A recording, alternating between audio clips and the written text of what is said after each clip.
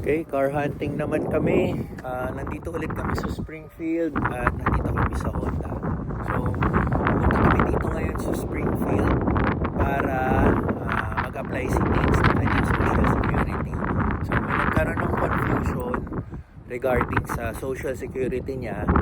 So, yung nag-arrive siya dito sa US 3 weeks ago, hindi pa pala automatic na apply yung kanyang Social Security. So, last week lang namin nalaman yung nag-apply ako ng Social Security kasi nagtanong-tanong siya sa office mismo. So yung napagtanungan niya sa office na nakita sa system or nalaman niya na hindi pa pala naaasikaso yung Social Security niya. So yung moment na yon, nagpa-appointment siya to apply for a Social Security, which is today yon. So bumalik kami dito sa Springfield para mag-apply siya ng Social Security. So, ang kinalabasan, mas nauna pa pala akong nag-apply ng Social Security sa kanya. At ngayon, since nandito naman kami sa Springfield, titingin na rin kami ng kotse. Mag-i-inquire lang kami. And isa na to, si CRV. Tinulong na may ahente na kaming kausap. Nandito na yung kotse. Hindi tayo narinig. Pero ito na. Oh, you zippy. Zippy. Color's good. That's cool color. I like the color. It's called Urban Gray Metallic. Diba? Ganda ng color, no? Ito yung isa sa tinitingnan namin, CRV, pero pre-owned siya. Hindi siya brand new. 2024 model. United States is all very dependent on that social security number. Yes. Can we test drive it? Are we allowed? Does someone have a license or no? No. Just our regular license, We but rented a car. but we're allowed to drive 3 months here. Yeah. Yeah, it should be fine. I'll throw a plate on. You ride if you Para ma-test drive natin. Okay. Ito siya, pre-owned. Yung price niya is nasa 27,000 US yata plus tax. Pero syempre, 'di ba, i-finance natin. Ayan. So antayin na lang natin sila ite-test drive natin. Yun, grabe yung lamig sa labas. -1. Kala nyo, mukhang di lang nilalamig pero nanginginig na ulit yung mga kamay ko. So, ito yung CRV. So, te-test drive lang natin. Antayin natin yung nag-alangan pa siya kung pwede kami mag-drive. Sabi namin, pwede naman kasi allowed pa naman yung lisensya natin sa Pilipinas ng 3 buwan. Pero naintindihan natin siya, nag-iingat lang din siya. Okay, nandito naman kami sa ibang dealership sa Toyota. Pero kung makikita mo, Audi and Vox yan. Kasi yung Toyota nandun, under renovation pa. Yan, yung building nila. So, nandito muna temporary yung office nila. Yan. So, iisa lang yung may-ari. Green ang tawag. Dealerships nila lahat yan. Yung Toyota, itong Vox, itong Audi. Tapos ito rin lahat ng cars available nila. Yan. May pre-owned, may brand new. So, yan. Nakikipag-negotiate na kami para kumuha ng kotse. Ang napili namin, unfortunately, doon kasi sa isang dealership, yung Honda, yung CR-V, sana gusto namin, may mga requirements na hindi pa namin kayang ibigay ngayon, no? So, dito sa Toyota, gagawa sila ng paraan para ma-push through yung transactions. So, ang pinili namin is Corolla Cross. So, papakita ko na lang sa screen kung anong itsura niya. So, ngayon, win-work out namin yung mga documents. Nasa loob si Natins ngayon. Lumabas lang tayo para i-vlog, no? Ayun, medyo maingay. May nag-alarm na kotse. So, ayun, inaayos lang yung mga documents ngayon. Aalamin din namin kung okay lahat. And then kung okay lahat, aalamin din namin kung kailan ma-release yung kotse. So yun, medyo maingay lang yung nag-a-alarm, wala pa nag-aasikaso. Ayun. Anyway, pasok na lang tayo sa loob. Medyo malamig na rin. Pinakita ko lang naman din yung labas. Tapos, ayun. So, malamig pa rin pala dito. Tignan na tayo sa loob. So, nandito tayo sa dealership ng Vaux and Audi.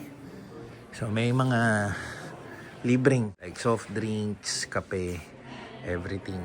So, ito yung whole office nila. Nandun si Natins banda. Nandun sila banda. Maya-maya pupunta na tayo doon.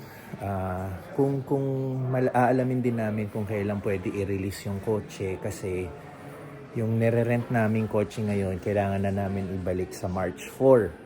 So, wini-work out namin na sana makuha namin yung kotse bago mag-March 4 dahil yung lugar namin sa Taylorville, mahirap pag wala kang kotse. So, napakahirap talaga. Napakadalang ng taxi. Kailangan mo pang magpa-appointment. Tapos walang Uber, walang bus. So, kailangan mo talagang may kotse. So, yun ang wini-workout namin ngayon, yung availability ng kotse. Pero, makapag-decide na kami ni Teens na kunin namin yung Corolla Cross. At ito nga pala yung yung magiging itsura ng Toyota ang nire-renovate. Yun sa kabilang building. Ilagay nila. Ayan. Yun yung magiging whole structure niya pag natapos. So, yun. Balik muna tayo dito sa table. Kat, say hi. Yan. Nakapag-purchase na kami ng kotse pero baka next week pa yung release.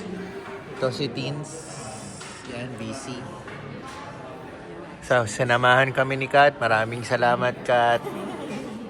Yeah. Mabas ulit tayo. Check natin yung mga naka-display na kotse dito.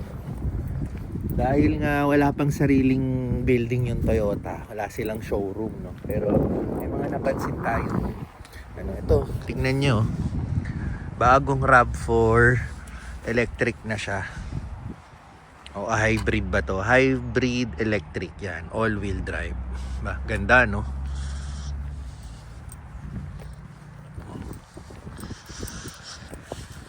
Yan siya. Tapos meron din dito Chevy na to. Tapos ito yung mga Audi. Ito nga pala yung rent-a-car namin, yung Ford Escape. So nandito yung mga Audi. Di ko alam yung mga ibang Toyota eh. Basta nandun pa kasi yung showroom nila, so feeling ko nandun yung Toyota sa lakarin na rin natin. Total, nandito na tayo para makita nyo rin. So, ang weather pa rin natin is napakalamig, no? Ngayon, 0. Yan. So, ito yung mga Toyota vehicles. Ito yung pick-up nila. So, sa Pilipinas, ang pinaka-pick-up natin is Hilux, no? Dito naman, Platinum pa, no? Yan. Toyota Tundra. Puro Tundra pala dito. Tama ba yung pronunciation ko? Tundra o Tundra? Yan. So si Toyota, bukod sa Toyota nga yung inaano nila, may mga iba rin silang binibentang pre-owned, ibang brand din. Siguro yun yung mga pinan-trade-in nila, no? So yung mga customers before, yun yung mga pinan-trade-in nila para makakuha ng Toyota. So ito, Toyota Tacoma, pickup din. Siguro itong pickup na to, ito yung counterpart ni Hilux sa Pilipinas kasi tama lang yung size niya. Oh. Compare mo dito, ang laki talaga. Si Tundra. Tapos ito si Tacoma. Sakto lang. Tapos ito yung mga sinasabi ko, may mga available silang CR-V. Ito siguro yung tinrade-in ng mga customers dati. And then kumuha sila ng Toyota. Ito, Ford Edge. Tapos may Kia pa nga sila eh. Oh. Gaganda rin, no? Ito may BMW X5. And then, dito banda yung mga ibang Toyota products na. May Jeep, may Mazda. Ayan. Ito, Toyota na to. Toyota Venza. Ito, iba rin to. Tapos, Tundra ulit. So, ito na. Malapit na pala tayo sa nire-renovate na Toyota Green. Laki rin, di ba? Balik na ulit tayo sa loob kasi naka-heater sila ron. So, ayun yung mga ibang kotse dito, no, na nakaparada na Toyota. Okay, update lang. Nandito pa rin kami. Mga ilang oras na rin kaming nandito at magdidilim na. Kasi chine-check pa nila yung credit history ni Teens kasi siya yung magpa-purchase. Chine-check pa yung employment niya rito dahil siya nga yung, di ba, yung registered nurse dito. So, chine-check nila lahat para lang sigurado, which is naintindihan naman natin dahil naninigurado din sila.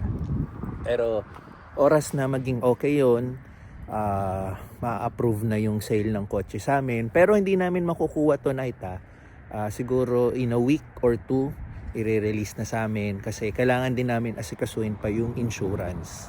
Kasi dito sa US hindi mo makukuha yung kotse mo kahit bayad na pag hindi ka pa nakakakuha ng insurance. So magkasama yun.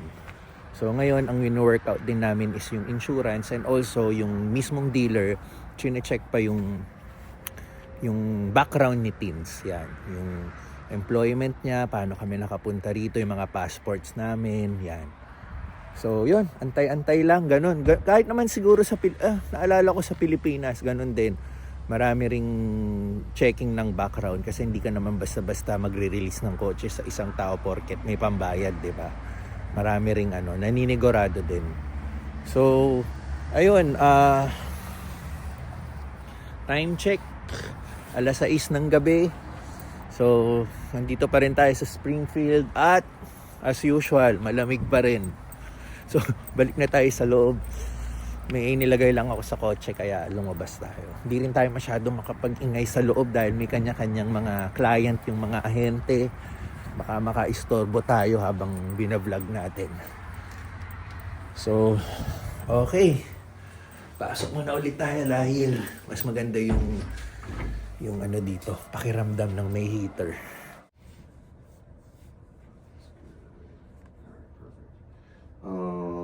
This one is an odometer disclosure on the vehicle that we're purchasing. Okay. The 2026 Corolla Cross.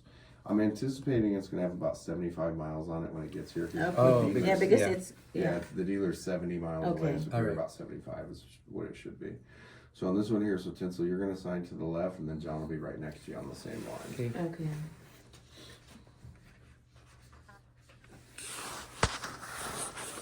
Dito sa tabi. Yes, sir. Yep. Yan. Tapos namin galing sa Springfield pala. Dito na kami sa Taylorville at nagutom kami. Yan, picture daw kami.